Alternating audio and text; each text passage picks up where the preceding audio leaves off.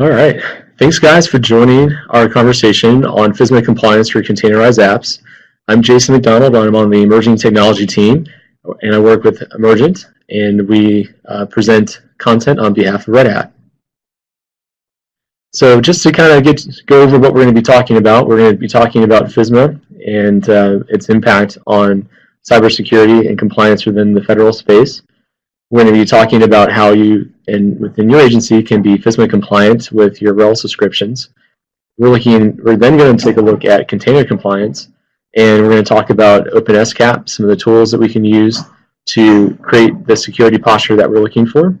We're going to talk about Atomic Scan and the NIST role that is of importance to be compliant within FISMA, and then we'll talk about how it all scales within a containerized environment.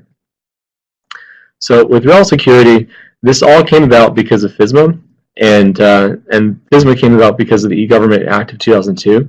So out of FISMA, NIST started their Special Publication 800 series, and then there were a whole bunch of other agencies that tacked onto that. So DISA tacked on, and they've created the DoD RMF, and they've also created the STIG that DISA manages as well. So in our vertical, we usually talk about DoD or look at everything through the lens of the DoD user, and so that will be mostly kind of how we'll look at that or approach this presentation. But we're seeing, as we do our workshop series around the country, that more and more federal agencies are adapting those DISA standards or the STIG standards in their environments. So let's go back to 2002, and so FISMA grew out of this Federal Information Security Management Act, and it just pretty much required agencies to develop, document, and implement different cybersecurity solutions within their environment, and then those FISMA standards are applied to both agencies, contractors, and any other vendor out there that has an authority to operate within a federal, within federal infrastructure. So overall, the FISMA really wanted to emphasize this concept of risk-based policy for cost-effective security. So they're looking for the most cost-effective way to implement cybersecurity, essentially. So when you start looking at this risk-based policy for cost-effective security, the way that different agencies look to comply with this is that they start looking at both physical ways to manage security and then kind of software-defined ways to manage security. So it's more than just a technical limitation. It just calls for a comprehensive plan to be developed using the RMF. And NIST Special Publication 153 defines these different security baselines. And the baselines that NIST defines really come out of the CIA triad, so the confidentiality, integrity, and availability of information. So information assurance really comes from this idea that NIST promotes, which is the CIA triad. And you'll see that throughout the 800 series that NIST publishes. Really anything dealing with information security or information assurance is all going to be around the concept of the CIA triad. So currently the SP 853 is in its 4th revision, and within that revision there's over 1,500 different controls. But as I mentioned before, not all those controls are technical, and there's quite a few agency-specific overlays, and all in all there's about 7,000 different data points to consider. So the screenshot I have on the board right now just shows you what that PDF looks like, and it's very easy to reference. I'm currently going through a graduate degree or graduate program in that space, and so we reference the SP 800 all the time, and a number of different publications within that. So from a DoD perspective and an IA perspective, there is a website, a resource that we can use to pull STIGs, and so that's the IASE, and I believe that's for Information Assurance Support Environment. But the website gives you a ton of different STIGs. You can look at it from an operating system perspective. If you're looking for mobile STIGs, you're looking for server STIGs, desktop STIGs, Windows, Linux, any number of different environments. That's the website that you want to utilize. And you can download those STIGs. They're going to be in XCCDF or XML format. And the best way to visualize or to consume the information that the STIGs are attempting to give you is to download the STIG viewer. So once you have the STIG viewer on your machine, I think I downloaded that. You'll see that in a following slide. Once you download it, you can ingest these XML files, and then you can actually you manually go through them, and you can read them. And there's other ways that you can export them as well. You can actually download parts of the file into PDF, and then email it out to different people if you need to cite something. So all this ISIA as a systems admin's domain is just in this idea that every agency is responsible for creating this FISMA compliance within their agency. Now, if you were to download any of these STIGs for the environment and the operating system you wanted to deploy the STIG on, the manual implementation of that STIG would be prone to errors. And so the best way to consume it and to read it isn't necessarily the best way to implement it. So it's good to be able to download it and read it and consume it and understand it, but ultimately you're going to be looking for different tools that can allow you to instantiate the STIG on your VMs or on your physical environment. Now, one of the things that we get when we travel the country is we find that a lot of people talk about configuration drift. Let's say that they have a new initiative, or they have, in the case of some agencies, they may have physicists or scientists that are temporarily going to be using their facilities and their infrastructure, and they may have their own requirements for their labs and for their experiments. That's when we sometimes see this compliance drift. And of course, Red Hat has solutions that can help you with that. But that is one of the things that we do see out there. So we'll talk about some of those ways that we can automate security compliance, FISMA compliance, and also how we can create that buzzword or buzz phrase, single source of truth, to make sure that your environment, though sometimes modified for any number of reasons, can always revert back to a baseline that we know we're comfortable with and is compliant with federal rules and regs. So here's a screenshot of the DISA STIG viewer that I mentioned before, and yes, you can export what you consume in that into an HTML, PDF, or CSV file, and then there's definitely many different STIGs, not just the Linux flavors or the RHEL STIG that we take a look at quite often. Now, some of these most require your PKI or your CAT card to actually consume or download the files for the STIG viewer. So, if anyone's ever downloaded and started RHEL 7 on a machine, wipe Windows off it and then threw RHEL on it, or if you've ever done that on a server, or and God forbid, hopefully no one's had to do it on a VM, but if you went really old school, then maybe you did. But if you are using the RHEL installer, now it's 7X. There are different security policies that you can install or specify at install time. And so this is one of the screenshots I got offline, since I wasn't able to do a screenshot when I was redoing some laptops. But so there's a very long list. The screenshot does not give the RHEL 7X installer justice for all the different STIG versions out there that you can apply to your RHEL 7X machine. But I usually select the STIG version of it, the DISA STIG version of it, just because we oftentimes talk to DoD agencies, and that's helpful for us to understand what the pain that they have to go through to comply with that, so to speak, but also to know how the machine behaves once we have a STIG running on it. But anyways, you can select your security policy straight from the RHEL installer, which is new, starting with 7, and I think now we're in 7.5. Yep, 7.5 is the most current RHEL release. So let's talk about how we got to this point where a little bit of this automation, what you might consider might be automation, was able to be ingested into something as simple as the RHEL installer.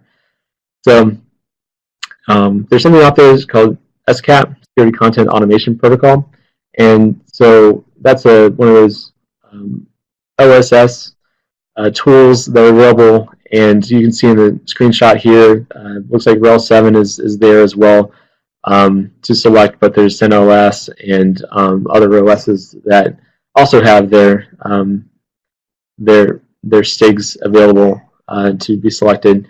But it's just basically a group of standards designed to automate the management, assessment, and policy compliance of these security postures. And there's many different components.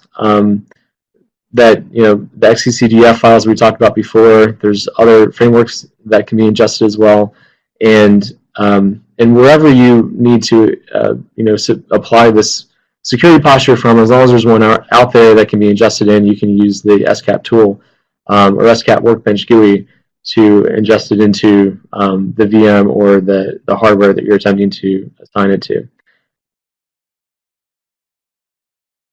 So there's a number of other tools out there besides just the OpenSCAP tool. So there's OpenSCAP base, and that's just a command line tool that you can use to apply some of these security postures. And you simply call it by using OSCAP-V. And then you can evaluate your platform or your hardware, your VM, against the DISA stay, your NIST, USGCB, or any other baseline security posture that you want to compare it to. And this OpenSCAP base is really that core building block behind the SCAP Workbench that we saw a second ago. And it is as well as integrated into Red Hat Satellite's infrastructure. So, so right now I think we're calling it, or Red Hat is calling it, Red Hat Smart Management, but this is one of those tools that was built into Red Hat Smart Management. There's also other tools as well. There's something called SCAPTIMONY, and we'll talk about that in a moment, and also the DAEMON as well. And you just install OpenSCAP base with a simple yum install OpenSCAP scanner command. So SCAP Workbench is a graphic utility, and it gives you an easy way to perform common OpenSCAP tasks, and allows you to perform configuration and vulnerability scans from either on the system you're using or a remote system, and it also gives you recommendations to perform remediation within the system that you're deploying against. Workbench, you can generate reports in different formats, and allows you to also modify those XCCDF profiles or files that you got off the site that we mentioned earlier. And so essentially it's just kind of, Red Hat likes to think of it as kind of like native support for XCCDF files. So the OpenSCAP ANACONDA add-on, and that's really the technology behind the RHEL 7 build I was mentioning before, where at runtime you can actually instantiate a security posture of your choosing. And there's quite a few to choose from, but when it is enabled on a distro or if you're using RHEL, you'll see a little screen pop up, which is a screenshot I showed you earlier, which allows the operator to select a security policy. So the OpenSCAP daemon, that can run always in the background, and it ensures your machines, containers, and VMs and all that are evaluated against any posture that you specify, and it uses the NIST certified OpenSCAP tool to do so. So the daemon is a nice resource to have running in the background just to ensure that you don't have the drift that we mentioned earlier. So it will be able to highlight issues when you're no longer compliant. So that's I would say a little bit of automation there in the OSS world that can help you remain compliant with these with FISMA rules. So SCAPTIMONY is just some middleware that stores SCAP results in your infrastructure. So this is really a way to gather and store data so you can have an audit trail. So this allows you to understand, what your entire environment looks like, when it changed, and how we revert it back to standards that your agency, requires you to adhere to. Easy install on that, gem install, SCAPTIMONY. So Red Hat, gives you a little bit more support beyond what you see out there, of course, in the OSS world. So their answer to augment some of this is the Red Hat Security Data API. And it's just a machine consumable format, big data consumable format via Red Hat Security Data API. And operators can query data that they're looking for that were previously only exposed through files on Red Hat Security's data page.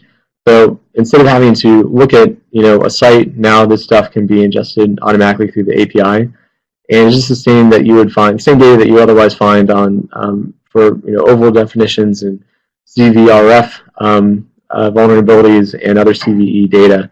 So that, when it's ingested, is available in JSON. If it wants to be exported or viewed on the site, of course you can see that through XML. So now we'll talk a little bit about Red Hat's solution to the concept of automation with these different security postures. So Ansible has been wildly popular even before Red Hat acquired it, And most of the workshops we do as we travel around the country are going to be on those two main automation platforms for containers and for infrastructure. So we're looking at Ansible and we're looking at OpenShift. We'll talk mostly about the Ansible automation in this recording, but for those of you who aren't that aware of what Ansible does, it uses Python scripts to instantiate things that you want to do within your infrastructure, and the way that you interact with those Python scripts or modules is through the YAML framework. So YAML is what people will actually write these playbooks or these automation scripts through, and YAML is fairly easy to understand and read, and then you just call on different modules or different Python modules to actually instantiate changes within the infrastructure that you're attempting to manage. And the nice thing about that too is that once you have a playbook, you can run it over and over again. Even if you're using the unsupported version, the FOSS or Ansible Core, as we call it, and Core can be installed from just the EPEL repo on any of the RHEL distros, and then you can find it elsewhere too if you're not using a RHEL distro for Linux.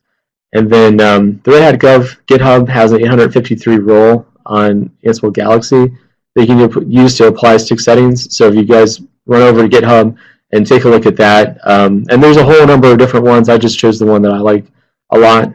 If other people have other ideas, please let me know which one you prefer to use within your own agency. But yeah, as I mentioned before, if you're looking at the Core or Tower, Tower is the enterprise supported version, the GUI version of Ansible, and it also has some other automation tools that you can use to manage your environment. And some of the ones that I like to highlight all the time in the workshops is the two of them really. You have an API that you have access to for audit reasons, of course, and then the other thing is that you can have Ansible run playbooks on a set schedule, and of course you see the results, successes or failures of those playbooks that you can export out through email or text messages or Slack chat or however to see if you have an error or an issue that you need some eyes on. But the nice thing about Tower is that that now you have that capability. If you don't need the enterprise support for whatever reason, Red Hat, in true Red Hat fashion, has also released an upstream version of the GUI. So if you needed to take a look at that or want to take a look at that, it's referred to as AWX, which was the product name before Ansible was socialized, and well, of course, before Red Hat purchased Ansible. So and AWX is also available to download as an Amazon AMI. So if you wanted to, if you have an Amazon account or something like that, you can certainly go on your Amazon account and you can find AWX there as well. So working at scale, now we'll talk a little bit more about what Tower does. Looks like so. The bottom there, it says is simple, powerful, and agentless. Those are kind of the three tenets that we mentioned as far as core automation within Ansible Core. Simple just meaning that YAML is fairly easy for anyone to read and understand what is trying to be instantiated within the environment, but also the ability for us to use these Python modules. I think that's where powerful comes about, because let's say that you're looking at Windows machines. A lot of people think that Ansible can only be used against Linux machines. That's not true. It's agentless. It allows people to access these machines virtually through SSH. And the nice thing about that too is because it is agentless and because there's this module architecture, there's modules out there that are written for Windows automation, and there's modules that are written for network appliance automation, and IoT automation as well out there too. So anything, phones, mobile devices, anything that has an IP address and has a gateway that SSH connection can be made, you can use Ansible Core to access that. Of course, Tower builds on top of that. And I mentioned, if in an agency environment, you want a little bit more oversight, you want that RBAC, you want access to manage those APIs, where it's going, and you want to be able to create a self-service environment as well. So, there's a lot of benefits that build on the enterprise supported version of what's freely available out there in the market right now. So here's a screenshot of Ansible Tower. It's an enterprise framework. I mentioned it has a RESTful API, role-based access control. and everything, of course, is centrally logged. So when you need to pull files for audits and things like that, it's nice to be able to do that and move on. So, so let's talk about some expectations about security, kind of from a cybersecurity perspective. So when we're looking at what we need to do to secure, whether we're talking about an app that we're developing or infrastructure that we're maintaining, we want to make sure that the host is secure at a FISMA level, and containers, if you're talking about a development environment, are secured with OpenSCAP, DAEMON, or another approved service for your agency. But we want to make sure that base images are secure on appropriate infrastructure, and that those images that you're pulling from are approved for use as well. They have an authority to operate.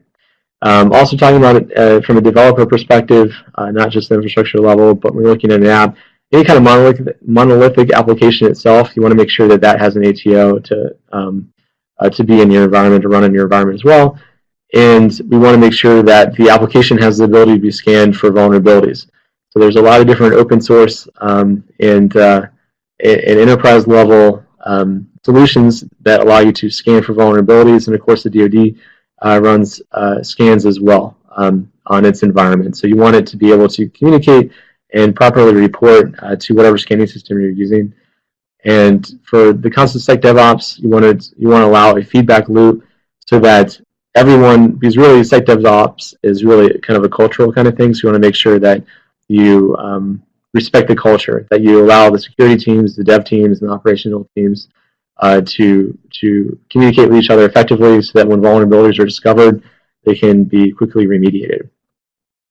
So that's kind of a baseline expectation as far as what we're looking for when we start talking about containerization and security of containers themselves. So let's take a look at this. I pulled this from the 2017 RSA conference, and if you take a look at this container, they pulled up this Docker container, and then they're attempting on the right-hand side to ping it and to acquire some information from it or act against the container. But you'll notice that they keep getting these permission denied pop-ups. And so one of the nice things about what you can do with containers is just like you can tie down, restrict root access and things like that at a VM level or at an on-prem level, you can also tie down processes and accessibility to containers themselves.